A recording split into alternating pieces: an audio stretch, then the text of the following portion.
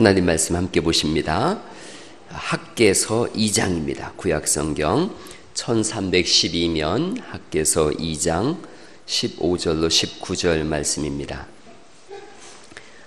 구약성경 1312면 학개서 2장 15절로 19절 말씀. 저하고 한 절씩 교독하십니다. 이제 원하건대 너희는 오늘부터 이전 곧 여호와의 전에 돌이 돌 위에 놓이지 아니하였던 때를 기억하라.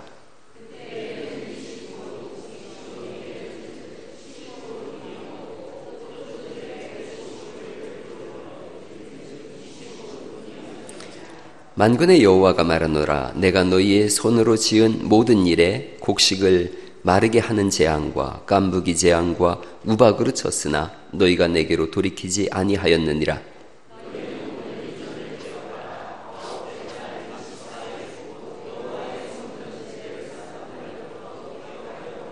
같이 읽어요. 곡식 종자가 아직도 창고에 있느냐?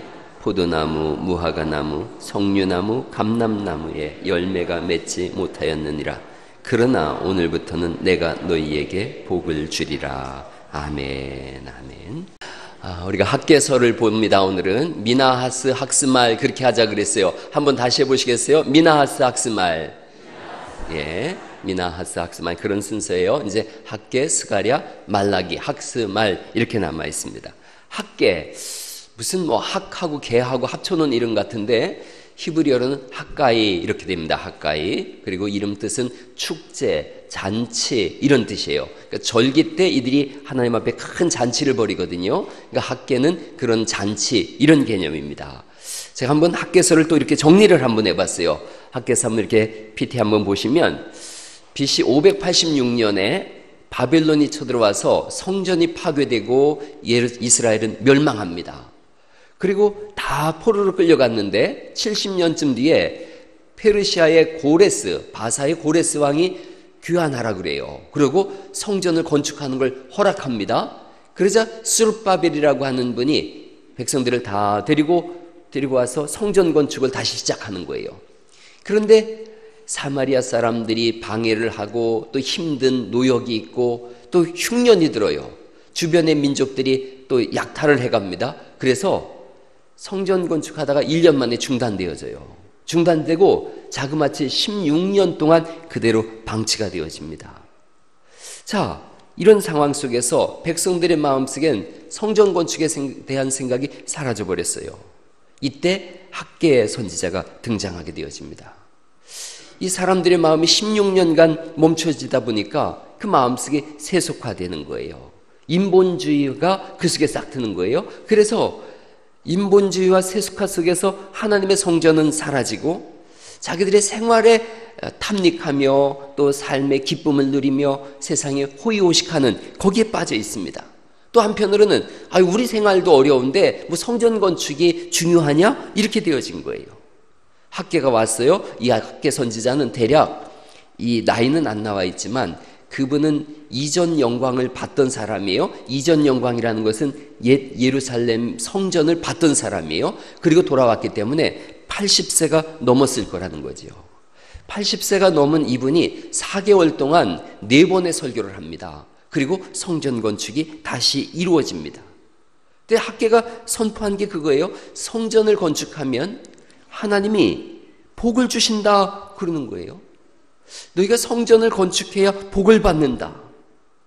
그래서 오늘날도 성전 건축하자 그러고 예배당 건축할 때 성전 건축하자 그러면서 어떤 말씀을 쓰느냐 하면 학개서를 들이대고 있어요. 그래서 학개서를 통해서 봐라 성전을 건축하니까 이렇게 복을 받지 않느냐 그러는 거예요. 오늘 저는 이 학개서 2장까지밖에 없지만 성경이 너무 중요한 말씀인데 이 말씀을 통해서 과연 성경이 우리에게 성전을 건축하면 복을 받는다라고 하는 그것을 말씀하려고 하는 것인지 아니면 그 속에 다른 어떤 깊은 의미가 있는지 이걸 한번 좀 알아보면서 학개서가 우리에게 그럼 뭘 말씀하려고 하는가 이걸 좀 말씀드리려고 그래요. 예배당, 성전 이 두 단어가 막 혼용해서 쓰여지고 있어요. 근데 오늘날 벌써 우리는 이제 신앙생활 좀 젊은 세대들이 되다 보니까 예배당이 성전이 아니다라는 것은 알고 있어요. 예배당과 성전은 다른 거예요. 오늘날 예배당이라고 하지 이걸 성전이라고 하면 안 되는 거예요. 그런데도 자꾸 예배당을 성전이라고 부르고 예배당 건축을 성전 건축이라 그래요. 그래서 헷갈려해요. 예배당이야? 성전이야? 두 개가 같은 거지 뭐. 아니에요. 전혀 달라요. 또 예배실도 마찬가지예요. 여긴 대성전이고 좀 작은 데는 중성전이고 또 작은 데는 소성전이라고 불러요. 근데 교리적으로 신학적으로 예배당을 성전이라고 부르면 절대로 안 돼요. 예배당을 성전이라고 부르는 순간 뭘 부인하는 거냐면 예수님의 구속사역을 모독하고 부인하는 게 되어져요. 오늘 이 부분을 좀 한번 여러분하고 말씀드려 보려고 그래요. 여러분 예를 들어서 오늘날도 역시 소도 잡고 양도 잡아서 하나님 앞에 제사 지내야 돼. 그러면 맞아요? 틀려요? 잘 몰라요? 양을 잡아서 제사를 지내야 구원받아. 그럼 맞아요? 틀려요? 그 정도는 알고 계신 거죠. 틀려요. 제7일 안식교는 토요일날 예배해야지 된다. 그래서 이단인 게 아니에요.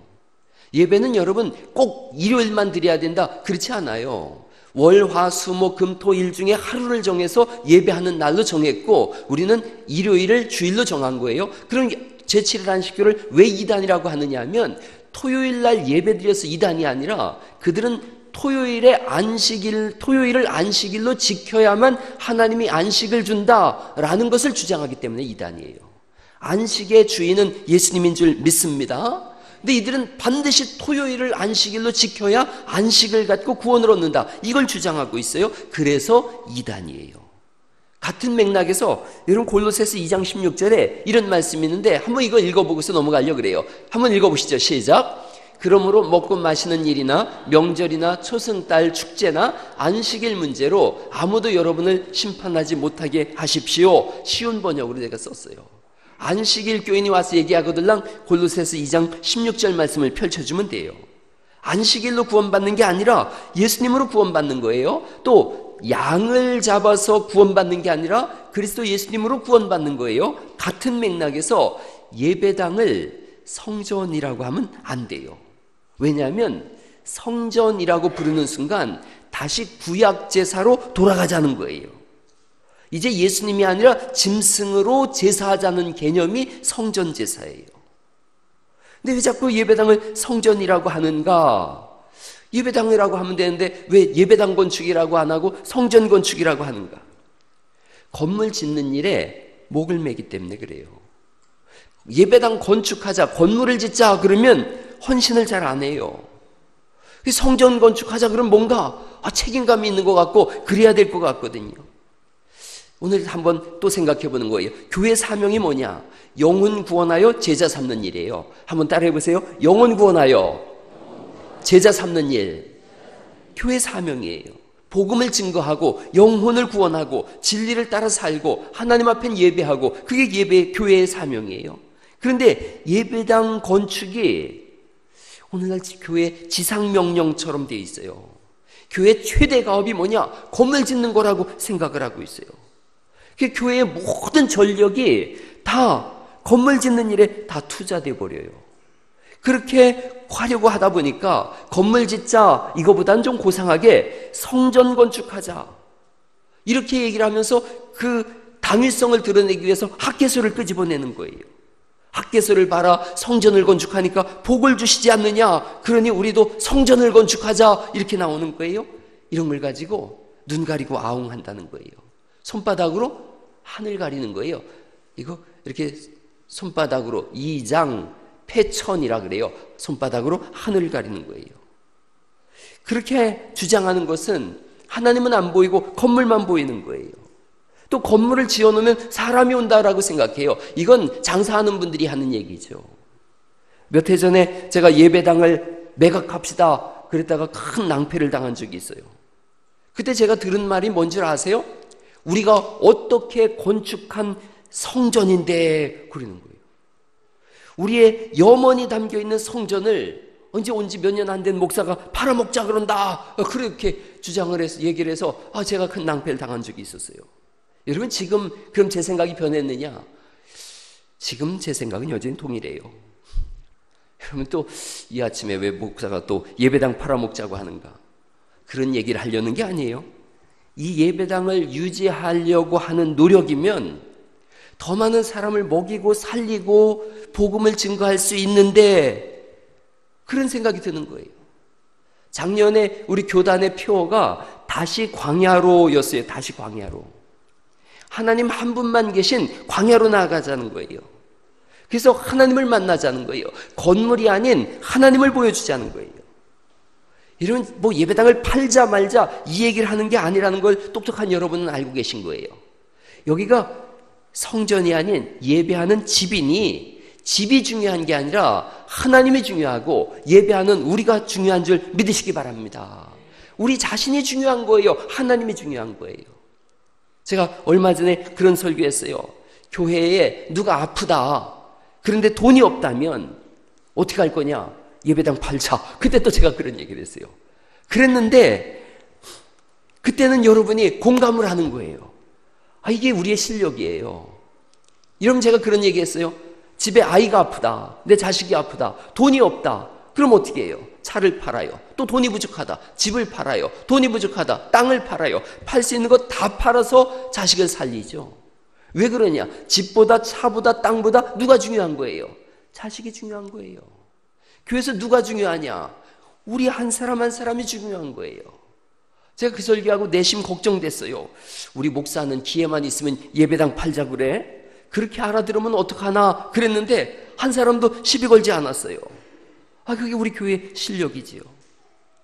건물 잘 지어놓으면 사람이 더 많이 오지 않느냐? 아까 말씀드렸어요. 장사하는 사람의 생각이라고. 교회는 언제 사람이 오는가?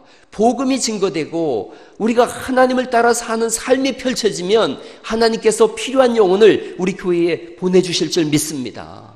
교회 복음이 증거되면 하나님이 아시는 거예요. 야, 저 교회 가야 복음을 들을 수 있으니 저 교회로 보내야 되겠다. 그렇게 하나님이 부흥을 허락하시는 거예요.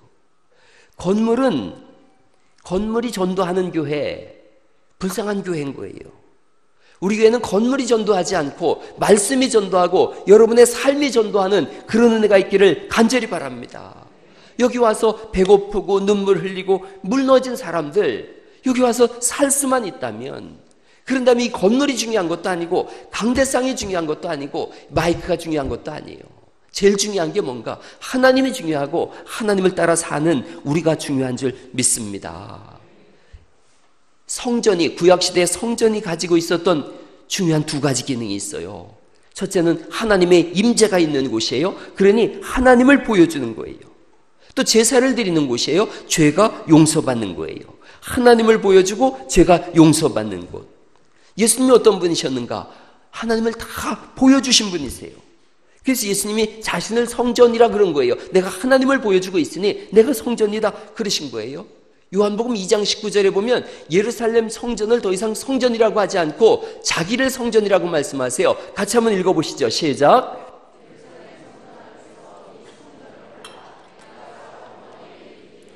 예수는 성전된 자기 육체를 가리켜 말씀하신 것이라. 예수님 자신을 성전이라고 말씀하세요. 자, 이제 또 이걸 좀 더 확대해봐요. 우리를 그리스도인이라 그래요. 그리스도의 사람, 하나님의 영이 우리 가운데 있다는 거예요. 그러면 우리가 그리스도의 일을 하는 거예요. 그리스도의 사람이니까. 예수님이 하나님을 보여주셨다면 우리도 누굴 보여주는 사람인 거예요? 하나님을 보여주는 거예요.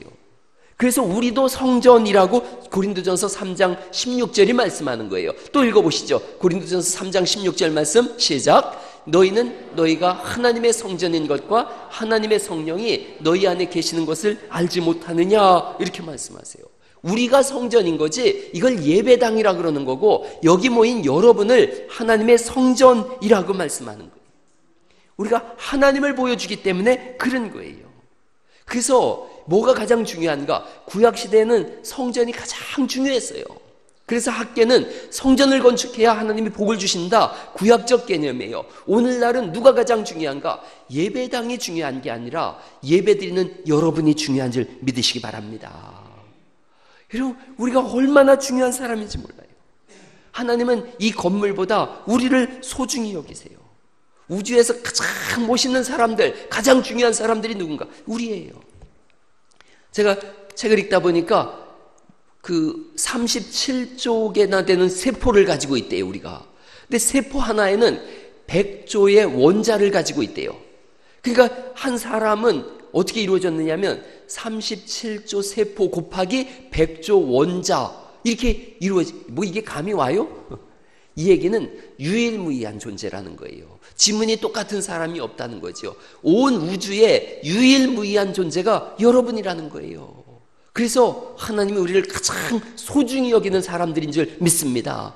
우주에서 제일 소중한 사람들, 바로 여러분이에요. 한번 옆 사람한테 한번 이렇게 알려줘 보세요. 우주에서 제일 멋져. 한번 알려줘 보세요. 시작. 예. 그럼요. 요즘은 그런 표현 쓰던데 한번 더 해보시겠어요? 우주에서 최강 멋져. 그럼요. 우리가 제일 멋진 사람들인 거예요. 우리가 제일 소중한 거예요. 그래서 성전 건축하자, 이게 중요한 게 아니에요. 예배당을 건축하자, 그게 중요한 게 아니에요. 우리가 하나님을 보여주는 삶이 중요하고 여기 한 사람 한 사람이 예수 믿고 사는 것이 중요한 줄 믿으시기 바랍니다. 예배당을 왜 성전이라고 할 수 없는가? 이런 이유도 있어요. 출애굽할 때 모세에게 하나님이 성막을 짓는 것을 자세하게 알려주세요. 성막에 발전된 게 성전이거든요. 성막을 지을 때 모양, 치수, 들어가야 될 물건들의 또 모양과 치수 이런 걸 자세하게 알려주세요. 출애굽기 26장 1절에 있는 말씀인데 제가 한번 빠르게 읽어볼게요. 너는 성막을 만들 때 가늘게 꼰 배실과 청색, 자색, 홍색 실로 그룹을 정교하게 수놓은 10폭의 휘장을 만들지니 매 폭의 길이는 28규빗이고 너비는 4규빗으로 각 폭의 장단을 갖게 하고 그 휘장 5폭을 서로 그만 읽어요.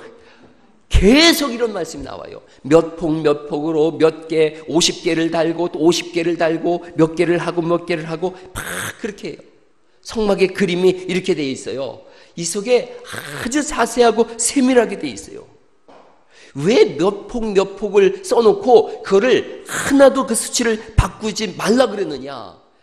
히브리서 8장 2절에 보면은 이런 거예요. 히브리서 8장 2절을 또 보실까요? 성소와 장막에서 섬기는 이시라. 이 장막은 누가 세웠다는 거예요?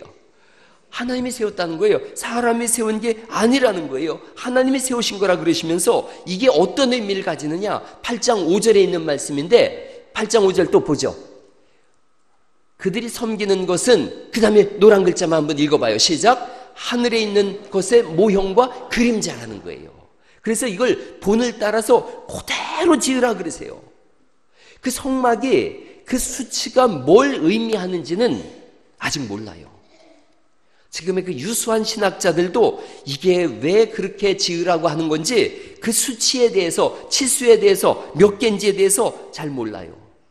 중요한 건 그대로 지라는 거예요. 그대로. 자기 마음대로 짓지 말라는 거예요. 그대로 만들어라. 성막 안에 기명들도 하나도 빼뜨리지 말아라. 천국을 축소한 복사판이기 때문이라는 거예요. 이 성막이 뭐냐? 천국의 비유예요. 메타포예요. 복사본이에요. 그래서 그 숫자랑 이런 것들이 하나님 편에서는 의미를 가진 거예요. 우리는 모르겠어요. 저도 모르겠어요. 그게 왜 그런 숫자를 하나님이 허락하셨는지. 그런데 그대로 만들어라. 그런데 그렇게 만들라고 하시고서 9장 9절이에요. 히브리서 9장 9절에 그 의미를 이렇게 말씀하세요. 이 장막은 현재까지의, 그 다음 뭐라고 돼 있어요? 비유라는 거예요. 비유. 이에 따라 드리는 예물과 제사는 섬기는 자를 그 양심상 성막을 통해서 온전하게 할 수 있대요, 없대요? 온전하게 할 수 없나니 이런 것은 먹고 마시는 것과 여러 가지 씻는 것과 함께 육체의 예법일 뿐이며, 그 다음 언제까지 맡겨둔 거라 그래요? 개혁할 때까지 맡겨둔 것이다 그래요. 그러니까 구약의 성전은 언제까지 그걸 뒀느냐? 개혁할 때까지래요. 개혁은 예수님이신 거예요. 그래서 9장 11절 말씀에 바로 이어서 이렇게 말씀하세요. 그리스도께서는 장래 좋은 일에 대제사장으로 오사. 예수님이 오셔서 손으로 짓지 아니한 것, 손으로 지은 건 뭐예요? 성막이에요. 손으로 짓지 아니한 것, 곧 이 창조에 속하지 아니한 더 크고 온전한 장막으로 말미암아, 장막은 성막이에요. 성전이라고 말하는 거예요. 그것으로 말미암아 염소와 송아지의 피로 하지 아니하고, 그 다음 같이 읽어봐요. 시작. 오직 자기의 피로 영원한 속죄를 이루사 단번에 성소에 들어가셨느니라. 요약하면 이런 거예요. 구약에는 성막을 통해서 하나님 앞에 나아갔었는데 언제까지 성막을 통해서 하나님께 나갔느냐? 예수님이 오시기 전까지라는 거예요.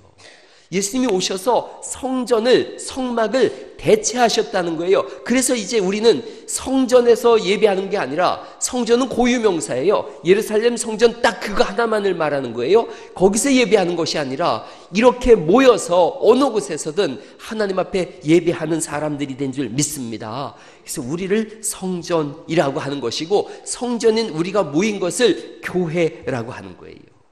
구약의 성전은 예수님으로 대체되어졌어요. 성전은 예수님의 그림자예요. 실체이신 예수님이 오셨다는 거죠.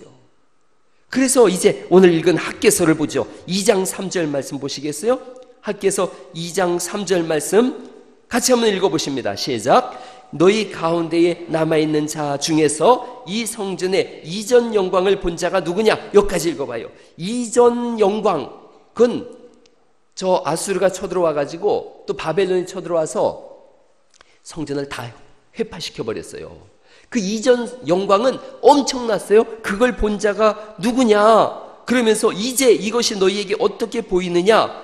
이것이 너희 눈에 보잘것없지 아니하냐? 새로 성전을 졌거든요. 예루살렘 성전은 완전히 무너졌고 새로 성전을 졌는데 피난 갔다가 돌아온 사람들이 졌으니 얼마나 허접한 모습이 됐겠어요. 그러니 이게 너무 성전이 허접하다, 볼품이 없다, 이렇게 사람들이 마음에 상처가 된 거예요. 그런데 주님이 말씀하세요. 거기 다시 한번 4절 말씀 보실까요? 3절에 너희에게 어떻게 보이느냐? 이것이 너희 눈에 보잘것없지 아니하냐? 그러는 거예요. 기명도 없고, 거기 한번 그림 봐봐요. 성전에 이게 있어야 되거든요. 등대, 번제단, 물두명, 또 떡상, 법궤, 기명들, 이게 다 있어야 되는데 이런 게 하나도 없는 거예요. 보잘것 없는 거예요. 그런데 2장 5절 말씀 보세요. 여기 있는 게 있는 거예요. 뭐가 있느냐 하면 2장 5절 말씀 읽어볼까요? 시작. 내가 너희와 언약한 말과 나의 영이 계속하여 너희 가운데 머물러 있나니 너희는 두려워하지 말지어다. 너 뭐가 있느냐 하면 너희와 언약한 말과, 즉 성경 말씀이 있는 거고, 두 번째 뭐가 있어요? 나의 영이, 성령님이 계신 거예요. 그러니까 교회에 꼭 두 가지가 있으면 되는 거예요. 이 예배당 안에 아무것도 없어도 두 가지가 있으면 되는 거예요. 하나님의 말씀인 성경과 성령님이 계시면 그걸 교회라고 하는 줄 믿으시기 바랍니다. 성경과 성령이 있는 거예요. 성경을 제쳐놓고 교회 일을 할 수가 없고, 성령님을 따르지 않고 주의 일을 할 수가 없어요. 그래서 너희가 이전에 솔로몬 성전 봤지 온통 금으로 다 이루어지지 않았더냐? 그런데 그 영광을 보고 지금 너희가 성전을 진다고 졌지만 아무것도 없고 그냥 흙벽으로 다 밟았지. 그러나 여기에는 성경 말씀이 있고 성령이 계시지 않느냐? 그러시면서 2장 9절에 이렇게 말씀하는 거예요. 그래서 2장 9절 제가 읽어보죠. 이 성전의 나중 영광이 이전 영광보다 어떻게 된다는 거예요? 크리라. 이전 영광은 뭐예요? 솔로몬 성전이에요.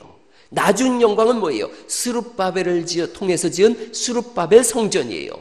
솔로몬 성전은 금으로 졌어요. 금으로 지은 성전보다 성경과 성령으로 충만한 지금의 이 성전의 영광이 더 크다, 이렇게 말씀하는 거예요. 만군의 여호와의 말이니라. 내가 이곳에 평강을 주리라. 만군의 여호와의 말이니라. 주님이 두 번이나 확정을 지세요. 다시요, 2장 9절을 다시 해석해 보시면 이전 영광은 솔로몬이 지은 그 화려한 영광보다 지금 스룹바벨이 지은 초라한 성전이 더 큰 영광을 가지고 있다. 이걸 신약과 구약으로 가져오면 구약에 드렸던 그 그림자 같은 예루살렘 성전의 영광이 너희가 크다고, 화려하다고, 금으로 졌다고 너희가 영광이 크다고 하느냐? 이후에 예수님으로 인하여 지어지는 성전이 이것보다 더 큰 영광을 가지리라 말씀하는 줄 믿으시기 바랍니다. 예수님은 이사야서에 보니까 볼품 없으시대요. 우리가 보기에 흠모할 만한 것이 없다라고 말씀하세요.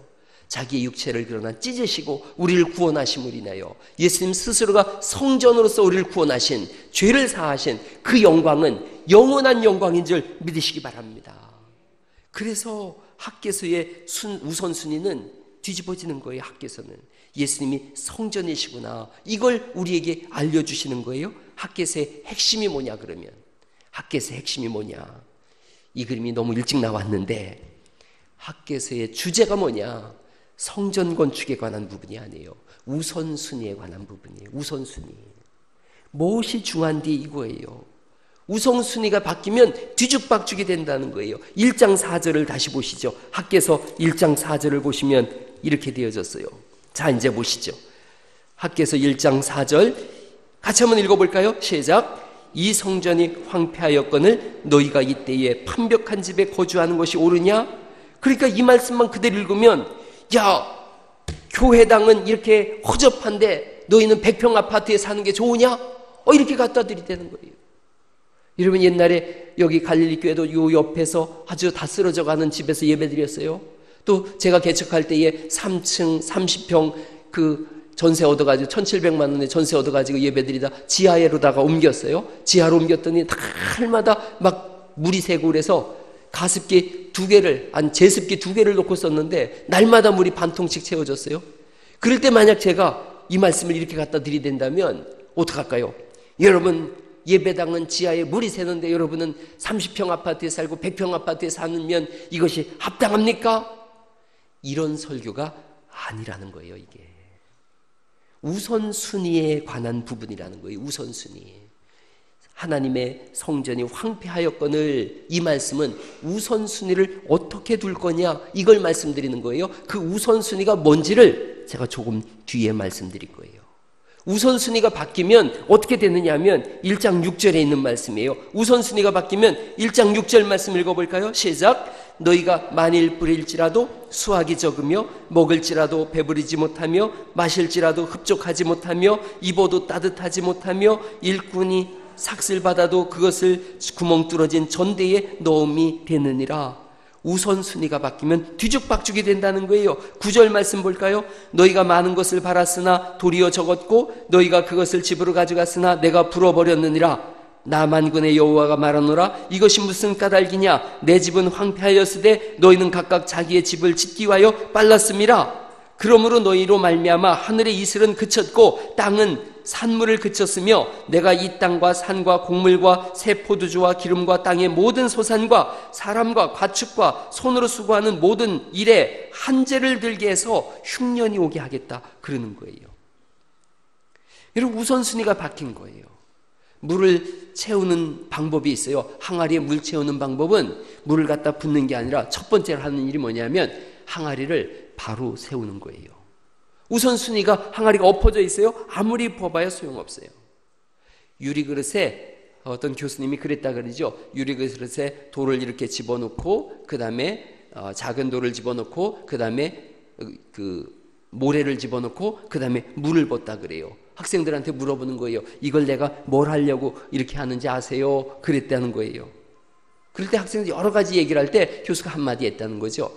큰 것부터 넣지 않으면 아무것도 들어갈 수가 없어요. 결국은 나중에 가장 크고 중요한 큰 것을 넣을 수가 없습니다. 저게 그 그림이에요. 큰 것을 넣어야 작은 것도 다 들어갈 수 있어요. 여러분, 건축할 때마다 막 성전을 건축해야 우리가 하나님 앞에서 복을 받습니다. 그런 얘기를 막 해요. 우선순위를 성전 건축에도요. 그 내용은 아니라 그랬죠. 제가 간증하는 사람들을 성전 건축할 때마다 막 세워요. 예배당 건축인데 성전 건축이라고 막 앞에다 크게 써놓잖아요. 간증하는 사람들 저도 들어본 적이 있어요. 옛날에 제가 예수님 믿고 얼마 안 됐었는데 청주에 있는 어떤 교회를 갔어요. 교회 갔는데 그 교회가 예배당 건축하더라고요. 근데 부흥 강사님이 와서 막 설교를 하는 거예요. 근데 예수님 처음 믿으니까 뭐가 뭔지 몰라서 제가 큰 은혜를 받았어요. 그때 그 목사님이 예를 든 게 그거예요. 결혼하려고 모은 돈을 다 성전 건축하는 데에 들였더니 돈 많은 검사와 결혼한 여자가 있었다고. 그런 간증을 막 하는 거예요. 그리고 뭐 결혼하는 아가씨들이 아멘 하고 은혜를 많이 받은 거예요. 또 그분이 막 그런 얘기를 계속 하는 거예요. 몇 억을 성전 건축하는 데 들였더니 갑자기 부동산이 올라서 자기가 드린 것보다 몇십 배의 그 수입을 얻었다. 그러니 최선을 다해서 성전 건축합시다. 그러고는 이제 그러는 거예요. 자, 10만 원 작정할 사람 손들으라 그러고. 그러고 그러니까 이제 몇몇 이렇게 들어요. 근데 뭐 그분이 또 그러시는 거죠. 적어도 직분자는 100만 원부터 시작합시다. 뭐 그런 거. 나는 그때 청년이었어요. 그래서 50만 원을 이렇게 손을 들었어요. 쇠 빠지는 줄 알았어요. 그거 하느라고. 100만 원도 들고 막 500만 원도 들고 어떤 막 장로님인 것 같아요. 막 1000만 원도 들고 그래서 막 저도 막 눈이 휘둥그레졌었어요. 이야, 교회 진짜 돈 벌기 쉽구나 그런 생각도 들고 여러 가지 생각이 다 들더라고요. 막 온 마음을 다해서 성전 건축을 위해 다 드립시다 그랬어요. 50만 원을 끝내 했어요. 청주에는 문화교회예요. 문화교회. 그 문화교회 목사님은 나를 아는지 모르겠어요. 내가 그때 가서 잘못해서 손들었는데 그분이 꼭 뒤에 그러더라고요. 하나님께 서원한 것은 비록 손해가 있을지라도 반드시 갚아야지. 안 그러면 하나님께서 치신다고. 막 무서워요, 안 무서워요? 여러분들은 참 담대하십니다. 나는 간이 콩알만해졌어요. 진짜 그때 저는 아르바이트 해가지고 우리 집사람은 피아노 가르치고 나는 그거 했어요. 과외했어요. 죽을 힘을 다해서 50만 원 갚았어요. 하나님 앞에 갚았어요, 진짜로. 그렇게 했는데 나중에 제가 신학을 하면서 그걸 떠올릴 때마다 웃음이 나오는 거예요.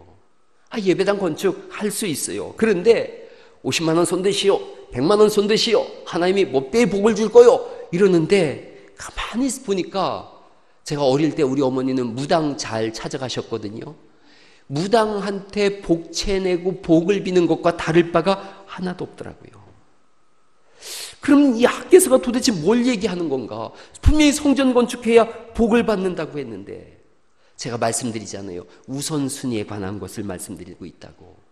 우선순위가 바뀌면 외형적인 것에 치중하게 되어지고 예배당 건축으로 나갑시다. 어려우니까 성전 건축으로 나갑시다. 그렇게 해서 학개서를 거꾸로 읽어가게 되는 거예요. 우선순위 말씀드릴게요.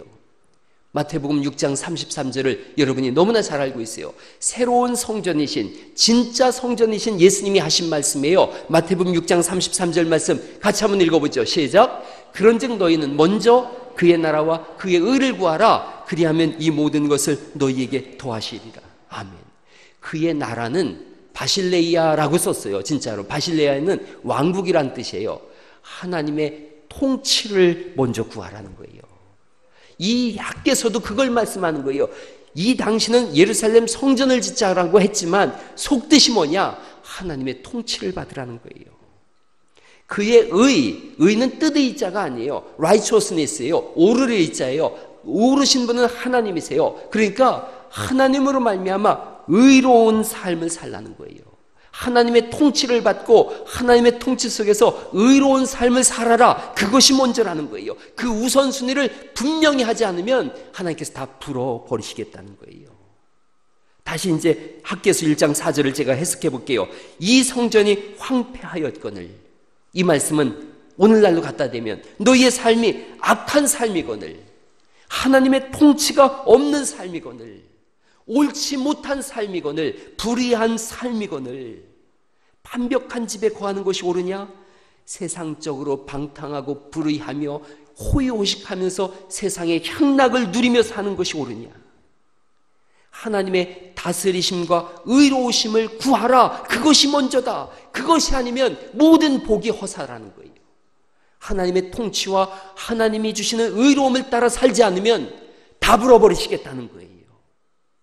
그걸 따라 살 때에 하나님께서 더하신다. 프루스티데만데 추가하겠다. 계속하겠다. 증가시켜주겠다. 세상의 염려와 근심에 관한 부분이에요. 마태복음 6장이 세상의 염려와 근심을 제하여 버리겠다.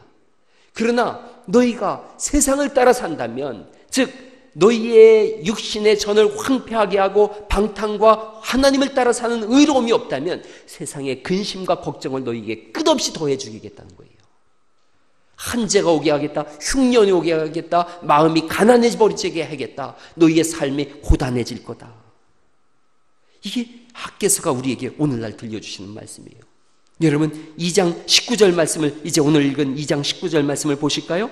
곡식 종자가 아직도 창고에 있느냐? 거기 여러분 16절에 제가 해석을 해드릴게요. 16절을 이렇게 그냥 읽으면 모르니까 그때는 20고르 곡식더미에 이른즉 10고르 뿐이며 이 고르는 호멜이라 그래요. 한 호멜은 이 당시에 나귀를 호멜이라 그랬어요. 나귀가 지어갈 수 있는 짐 대략 200리터 정도 되어져요. 그걸 한 호멜이라 그러고 그걸 고르라 그랬어요. 그러니까 20푸대 정도의 너희가 20푸대 정도의 곡식더미에 이르렀지만 10푸대 정도밖에 없을 거고 포도즙에 50고루를 기르러 갔지만 20고루, 20푸대밖에는 너희가 못 거둘 거다. 내가 다 불어버릴 거다. 그러나 19절 말씀이에요. 이제 19절 곡식 종자가 아직도 창고에 있느냐? 포도나무, 무화과나무, 석류나무, 감람나무에 열매가 맺지 못하였느냐? 그러나 오늘부터는 내가 너희에게 복을 주리라. 이 말씀이 뭐냐? 너희가 성전을 건축하면 복을 주겠다. 즉 하나님의 통치와 하나님의 의를 따라 산다면 내가 복을 주겠다는 거예요. 하나님이 주시는 진짜 복을 받아 살 수 있기를 간절히 바랍니다. 우리는 자꾸 너무 세상적인 복을 얘기해서 성전 건축하면 누구는 자동차가 바뀌었답니다. 누구는 좋은 집을 주셨답니다. 누구는 땅값이 올라갔답니다. 성경은 그렇게 말씀한 적이 하나도 없어요. 성전 건축이 아니다. 너희가 먼저 하나님의 통치를 받고 하나님을 따라 사는 의로운 삶을 살아라. 그의 나라와 그의 의를 구하라. 즉 삶을 바꾸라는 거예요. 여러분 오늘 이 말씀을 읽으면서 삶을 바꿔나갈 수 있기를 간절히 축원합니다. 2018년도 이제 마감하고 있어요. 19년도로 넘어가는 12월 달이에요. 하나님 앞에서 뭘 했는가 돌이켜보세요. 어떤 헌신을 하였으며 어떤 충성을 했는가, 내가 뭘 먼저 구했는가를 생각해 보세요. 특별히 주님의 몸된 교회라고 하고 있어요.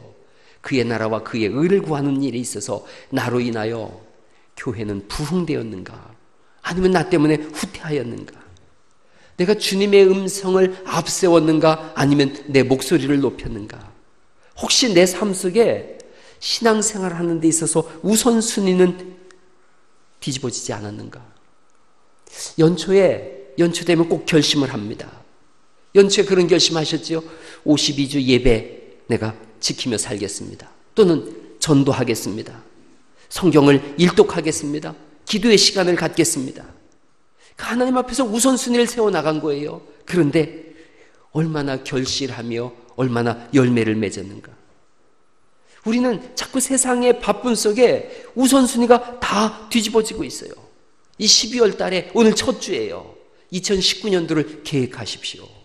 이 한 달 동안 2019년도에는 내가 어떻게 살까, 그 어떻게 살까의 시작을 하나님을 앞세워서 하나님이 우선순위가 되는 은혜가 있기를 간절히 바랍니다. 하나님 저를 통치해 주세요. 하나님 주시는 의로운 삶을 이제 새롭게 시작해 보겠습니다. 하나님이 복을 주셔야 제가 살 수 있다면 하나님이 주시는 우선순위를 가지고 살겠습니다.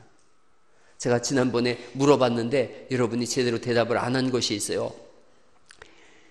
100평 아파트에 우리 어떤 차가 제일 좋은 차인지 모르겠네. 벤츠를 끌면서 아주 호의호식하면서 아주 돈을 날마다 최고의 음식을 먹으면서 그렇게 살면서 그만큼의 근심과 걱정이 더불어 있는 삶을 살 건지, 아니면 조금 가난하지만 그날 먹을 양식을 그날 주시는 은혜에 감사하면서 조금 좋지 않은 차라도 끌고 그러면서도 하나님이 주시는 말할 수 없는 평안과 기쁨을 가지고 살 건지, 1번인지 2번인지. 영특한 여러분은 3번입니다. 1번 더하기 2번입니다. 이거 하지 말라 그랬죠. 오늘 그걸 결정하셔야 되는 거예요. 조금 덜 먹더라도, 조금 없더라도, 좀 가난하더라도 근심, 걱정, 염려가 없는 평강의 삶이 펼쳐질 수 있기를 간절히 바랍니다. 하나님의 나라와 의를 구할 때 가능한 거예요. 하나님 없이 살면 더 좋은 집에 살 수 있어요. 하나님 없이 살면 더 좋은 차 끌 수 있어요. 하나님 없이 살면 더 건강하게 살 수 있어요.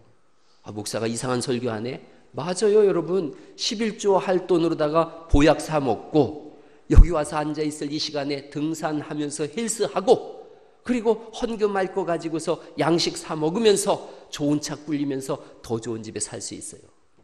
그러나 오늘 성경이 뭐라고 말씀하시는가? 다 풀어버리겠다. 하루아침에 풀어버리겠다는 거예요. 우선순위가 뒤집어졌기 때문에 그래요.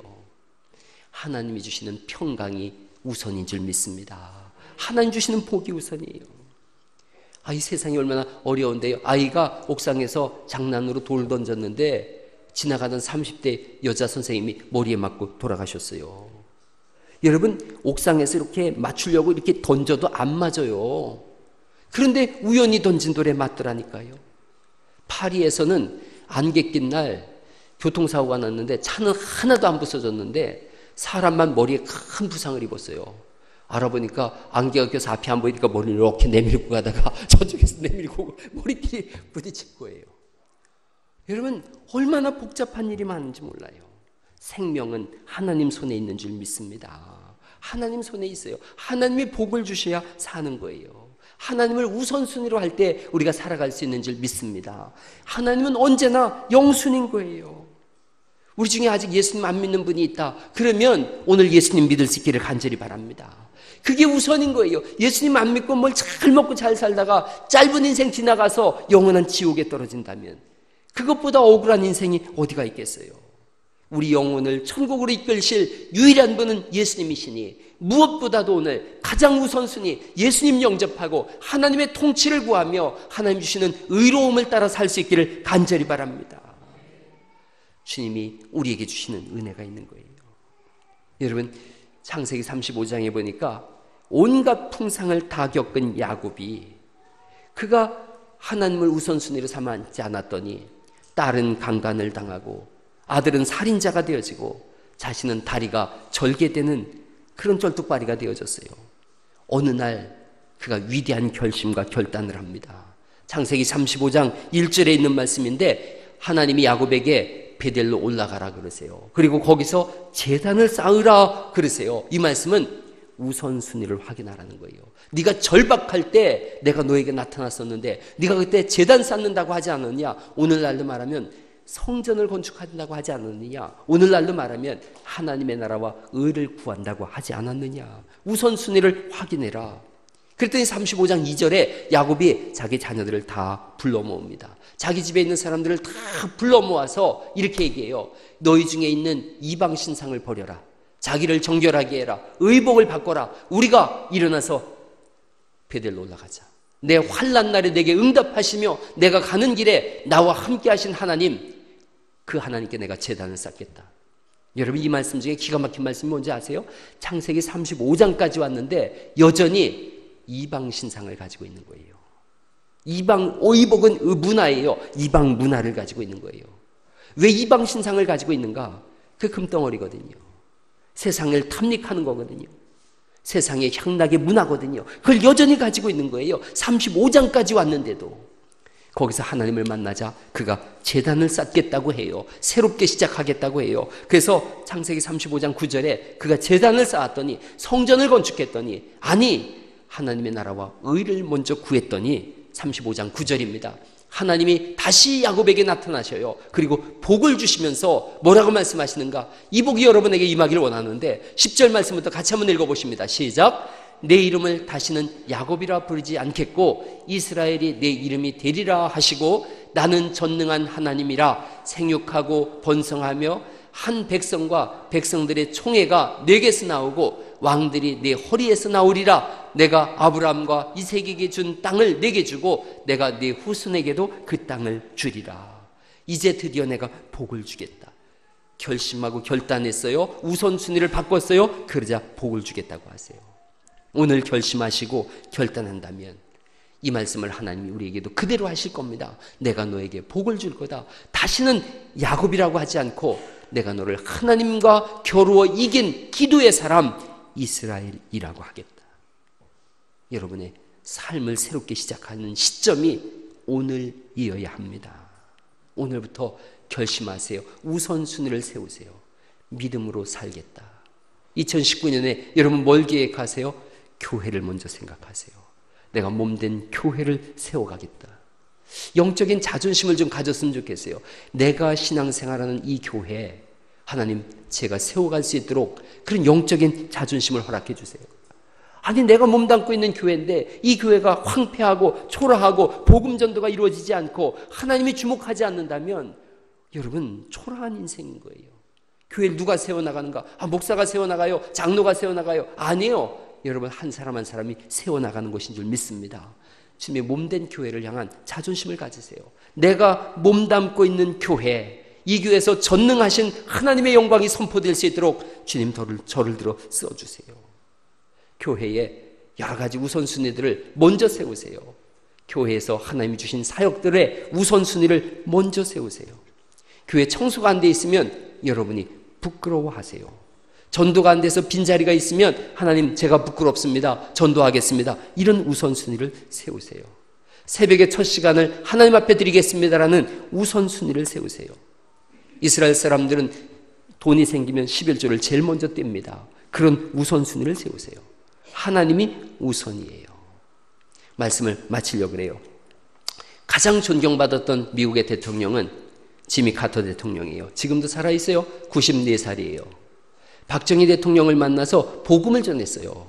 그러자 사람들이 뭐라고 막 하기 시작했어요. 구설수에 올랐어요. 기자회견을 합니다. 나는 정식 회담에서는 미국의 대통령으로서 미국과 한국의 모든 것에 대해서 내가 논의를 했습니다. 그러나 개인적으로는 나 지미 카터가 인간 박정희에게 복음을 전했습니다. 예수님을 알기를 원했기 때문에 그렇습니다. 여기 기자들이 계신데 여러분 중에서 누구라도 예수님을 알기 원한다면 나는 이 회견이 끝난 다음에 그분에게 똑같이 최선을 다해서 예수님을 전하기 원합니다. 이분이 대통령에서 퇴임했어요. 매주 주일마다 교사로서 조그마한 교회예요. 40명 정도 모이는 작은 교회에서 30년 정도를 계속해서 주일학교 교사의 사역을 해요. 외국에 나갔어요. 그랬다가도 주일이 되면 반드시 돌아와서 주일 사역을 해요. 대통령을 지낸 분인데 한 달에 한 번 남루한 옷을 입고 예배당 청소를 해요. 전도지를 가지고 항상 휴대하면서 전도를 해요. 이분의 고백이에요. 내가 대통령이 된 것은 하나님의 일을 더 잘하기 위함이었습니다. 대통령직은 임시직이지만 하나님 내게 주신 교사직은 평생직입니다. 하나님을 우선순위로 두고 살았어요. 3년 전에 이분이 뇌에 암이 전이돼서 의사가 다 죽는다 그랬어요. 이제 시한부 판정이 났는데 어느 순간 모든 암세포가 다 사라졌어요. 그가 고백하는 거예요. 하나님을 우선순위로 뒀더니 하나님께서 일을 더 하라고 살려주신 것 같습니다. 여러분, 제가 하는 일은 하나님의 일을 더 잘하기 위함입니다. 여러분이 가진 직업이 뭔지 잘 여러분이 아시지요? 그 일을 왜 주셨는가? 하나님의 일을 더 잘하라고 주신 거예요. 여러분이 가지고 계신 직업들은 임시직이에요. 은퇴가 있어요. 그러나 교회 안에서 우선순위를 가지고 하나님이 맡겨주신 일들을 평생의 직업으로 삼으셔서 우선순위로 삶을 일하여 오늘부터는 내가 너에게 복을 주리라, 그 응답이 일어날 수 있기를 간절히 바랍니다. 복 주시는 하나님, 오늘 결심하고 결단할 때 오늘부터는 내가 복을 주리라, 그 음성이 임할 수 있기를 예수님의 이름으로 축원합니다.